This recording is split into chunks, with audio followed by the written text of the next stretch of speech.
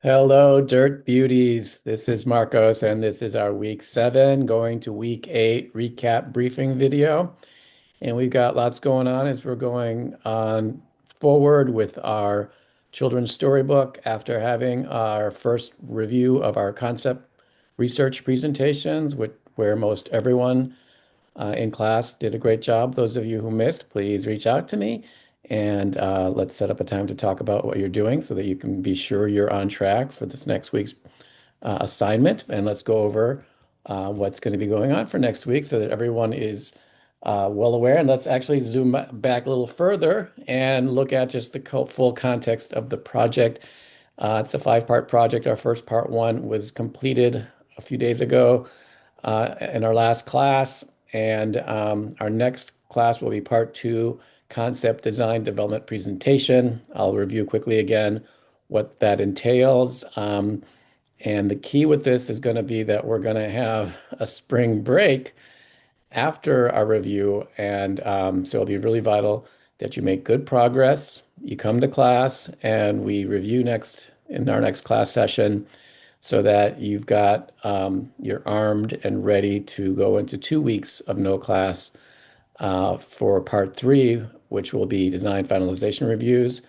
And that will take place at my office. And we'll be having both the review with some of our dirt friends, probably Demi, maybe Ahana, maybe both, as well as myself. And we're going to be shooting pictures, portraits of everybody.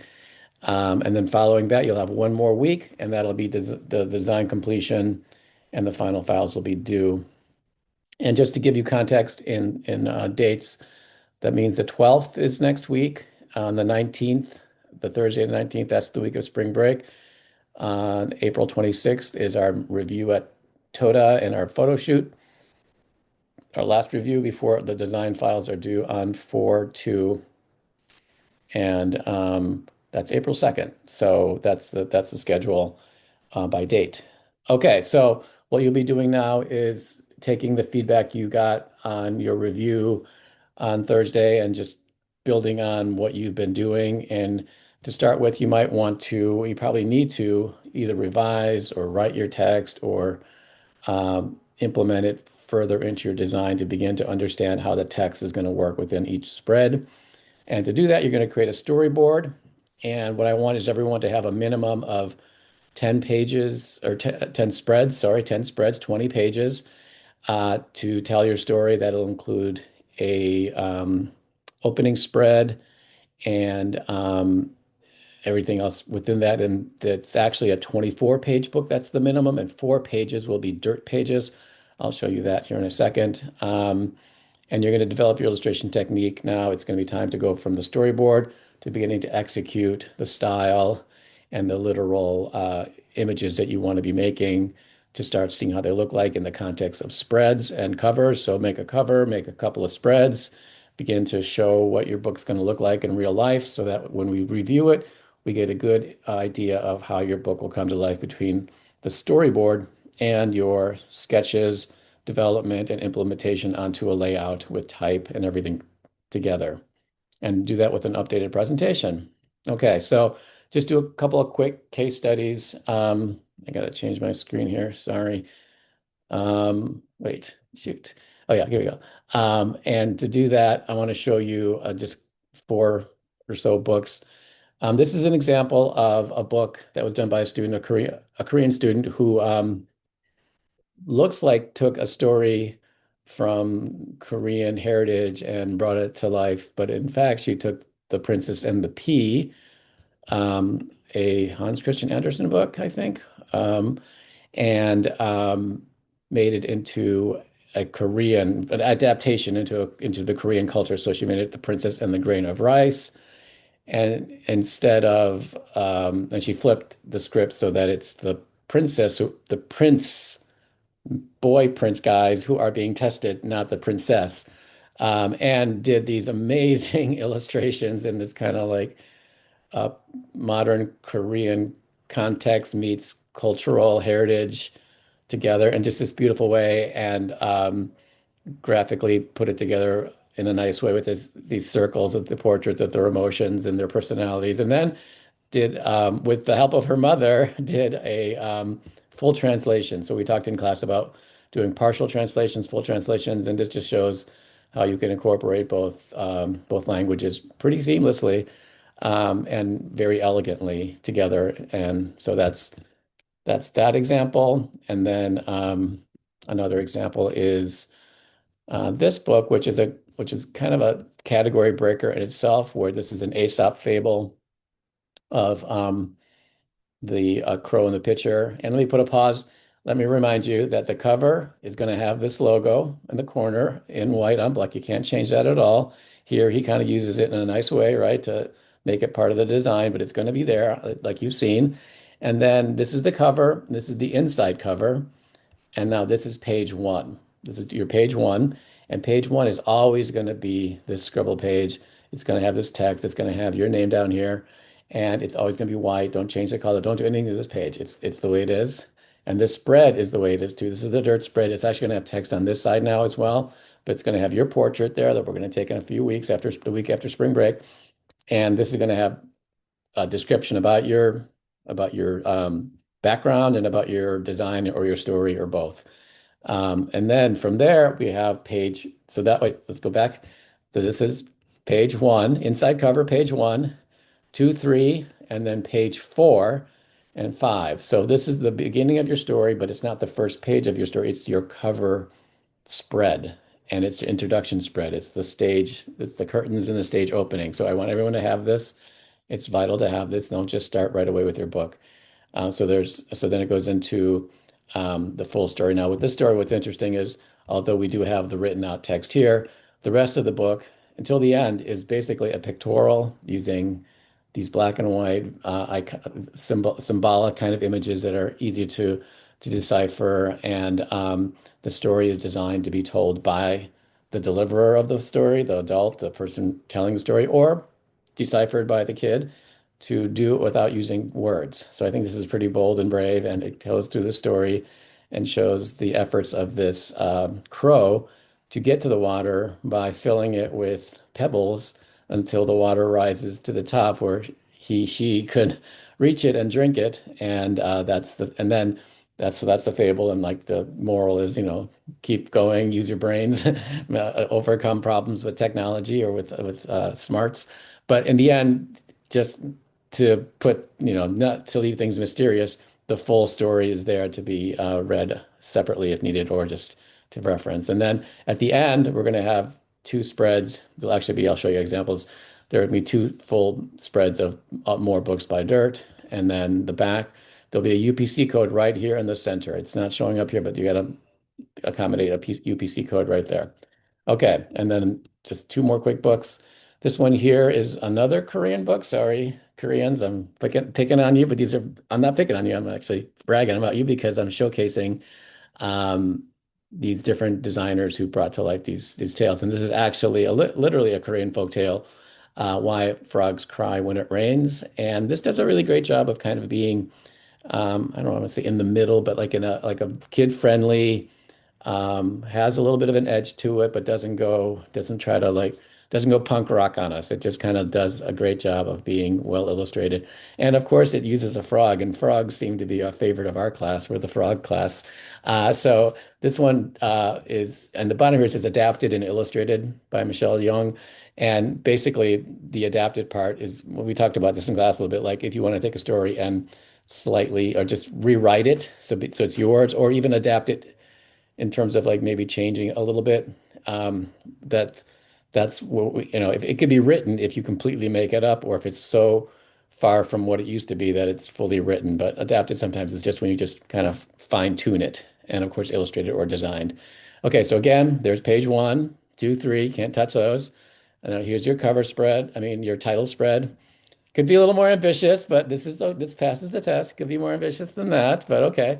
And then she does just a good job of setting the stage, laying out the characters. And this is a good story about it talks about death, and it talks about parenting and about listening to your parent, and how parents can really be nagging and scolding and always on your back, but there's a reason for it. And then when it's gone, you wish you would have listened.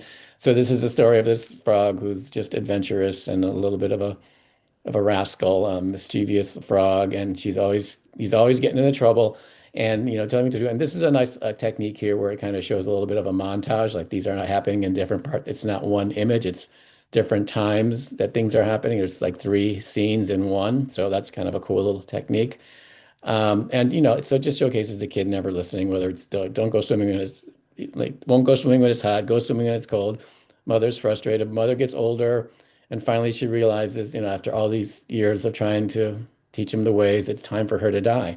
And she dies in the book, and she dies with a request to the son that she be buried in the mountains, in the Green Mountain.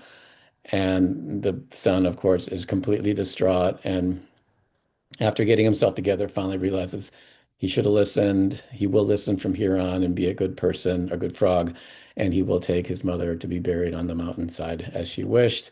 And so when it rains, this frog is mourning and praying for his mother, and that's why frogs cry when it rains. So it's a beautiful story. And another thing to do here is also, and in fact, I think maybe everyone should do this is have a the end page because we may have too many pages or something. So to have just flexibility, this may have been added because she needed 10 spreads. This might be the 10th spread. So a the end page is kind of always nice to have. And then, of course, these last two pages will be dirt books. All right, let's just do one more real quick. This is when a legend, Aboriginal Australian legend about the Great Flood. And a flood is kind of a story that is both true and also mythical in many different cultures. But this one is Aboriginal. Okay, again, page one is right there on the right, two, three, and then four is the title spread, and then the story starts. And she does a great job of kind of creating this old-fashioned motif of this framing around the images and big letter and serif type and muted colors and kind of feels like an old book, but also feels contemporary. And she sets the scene right away with the story of death, basically, and how like fall comes and things begin to change colors and die, and an inevitable drought will happen, and the creatures of this land in Australia begin to leave and the drought happens. And then when they come back, they realize the drought has happened because this frog has swallowed up all the water and they have a problem. So they work as a community to try to get together around this frog to figure out how they can get him or her to release the water and let the water come back into the land and nourish it again and have it come back to life. And so they think, they brainstorm, they try to make them laugh. They try and fail different techniques with different animals using their attributes, singing a bird or this, I forgot the name of it, the lizard uses his flaps to make, but nothing happens, doesn't laugh. And they bring funny little situations like the porcupine being swallowed by, or being swallowed by the snake. And again, we continue with these motifs that are kind of old-fashioned with a contemporary image. And they just can't get him to laugh. And then finally, the eel decides to do a little eel dance, and the eel dance finally gets him to crack up. And when he cracks up and laughs, the water is released, and the flood comes. And the flood is a good thing in the story, not a bad thing. The flood comes, and yes, it overtakes the world, but they're patient. And when it all subsides, they know it's going to be a cleansing, and the cleansing results in the fertile land, and the sun comes out, and they're back to life. Okay, so that's just another example for you. In the back, remember UPC code here, so kind of design around that. And yeah, so okay, so let's just go forward here. Now, the next thing I want to show you is just an example of what this book, Handful of Clay, which we reviewed earlier, how this book was at the state that you're at and what assignment this student turned in that will match what you're going to be doing. So you're going to have your design approach. You're going to update your design approach. You've already written this for the first part. It might just literally be exactly what you did, or you might have had options and now decide your option, or it may have changed. So just update the design approach and write it out clearly to begin the section of your presentation, and then put your story in. If it applies, it might not apply, but if it applies, put the story in so that I'm able to read it and you're able to read it, and we can kind of have it separate from the design. And with the story written and edited, then begin the task of your storyboard, same way you did the baby board book. But in this case, we're going to have, it's not a self cover, it's a separate cover. And you're going to have 24 total spreads plus a cover back and inside back. And out of those 24 spreads, 20 will be for you or more. But a better way to look at it is like this. So here we can see a little more distinctly that we have a cover form, and the cover form has four parts. It has in the beginning here, it has the cover and the inside cover, the other side of the cover. And on the back, same thing. They would normally together. So on the back, you have the back, and then the inside of the back is here. So those are the front and the back. So the page count starts on page one, here where the scribble is, which is literally the third page in is the first page. And these first three pages are dirt pages, as well as the last one or more. But all you have to worry about is that the first three and page four is where your part begins. And that's where the opening spread is at. Not your first page of your story, but it is your first page, but it's the opening spread. And then the story gets told on the second spread here. So on page four and five is your intro spread. So that's already, so these pages in the top row are already basically done from as far as your planning is concerned. And from here on, from page six to page at least 23 is how much you need to dedicate to your story. If it's more than that, cool. Obviously by spreads, and by fours might be better. So add four more pages if you want, or eight more, but don't try to go too far because then it gets too expensive to print. All right, and then you can see here basically within these spreads, the student does a really great job of imagining what her book's going to be like and creating these illustrations that really mirror. And I believe she did this legitimately before she designed it, unlike what I would do. I would like cheat and design it first, then sketch it later. But it looks very much like what her book ends up being. Now, not that yours has to be that, but at the least, you should plan it out architecturally so that it makes sense in terms of what's going to happen where and where your text is going to go, and also what your design might do. And between this and then your next step, which is to create explorations of your illustration style and begin to show how can you bring your thing to life based on your design inspiration, what we talked about, reviewed, utilizing your skill sets and also pushing your skill sets to do something new and different if needed. So this is an example of design explorations for another book. It's not the same book, but it's a different book, but it just kind of shows how sketchy you can be in the beginning and then begin to experiment. And then from there, we go back to what the student did with a handful of clay. And down here at the bottom, you can see how they applied their technique to the cover illustration and then to the first spread. And then they have two options here on the last two spreads of the same spread, but just different techniques, trying to nail down which technique is best. And that's the kind of discussion we should have. Your full presentation is here. It shows your earlier presentation on the front, on the first two rows, and then the last two rows is your addition. And of course, at the very end, we're going to put a thank you page, as we have been learning to do in this class every week. And you guys have been listening so well. And there it is, so beautiful. Okay, so in the canvas, there's part two is activated. No, that's the wrong one. Part, what the, this is completely the wrong slide, but it's in, okay, it's in there. There's children's storybook part two. And there it is. It's right there. And in there, there's some links to the book archive, which I'll show you in a second. There's the blurb link that will show you some of the books that are on blurb, as well as this image that we were looking at of the storyboard to help you understand it, to plan it. And on the Google Drive, there's a link from the Canvas, but first of all, there's the children's storybook folder where you're going to put your finished presentation. But up here is class resources, where you're going to click in and you're going to see these are basically just a bunch of PDFs of past books. I just have right not a bunch of them, but there's, I don't know, 20 or so, maybe 15 books from past students that are just the PDFs. They're just flat PDFs for you to look at and explore and examine. They look kind of like this, and they're just simple, and it can help you like maybe answer some questions you might have, or how do you handle doing this, or how big should the type be, things like that. Like you use this as a resource. Okay, so quick review. You're gonna consider the feedback. You're gonna revise and rewrite your text and put it down in the presentation. You're gonna create your storyboard with a minimum of 10 spreads. You're going to develop your illustration design technique and explore that, and then bring it to life into the first rounds of covers and a couple of spreads. And you're going to make that into a presentation. You're going to be ready to share it with the class on this next class on March 12th. All right, guys, that's it for now. If you need anything, reach back out. Oh, and if you have not yet finished your, I didn't check, I should have checked before I made this video, but if you haven't finished your final files upload for the baby board book, that needs to be done soon. If you're having challenges, please reach out to me so that I can let the A making machine know before he starts changing the A into another shape that might have two curves on it. We don't want that to start happening, so let's make sure your A is preserved and that we don't have to restore it from another shape. So let me know if you're having trouble. It's just about communication. Okay, we can make this work. If you're behind, I don't know if you're behind, but anyway, that's it for now. I'll see you guys in class Thursday.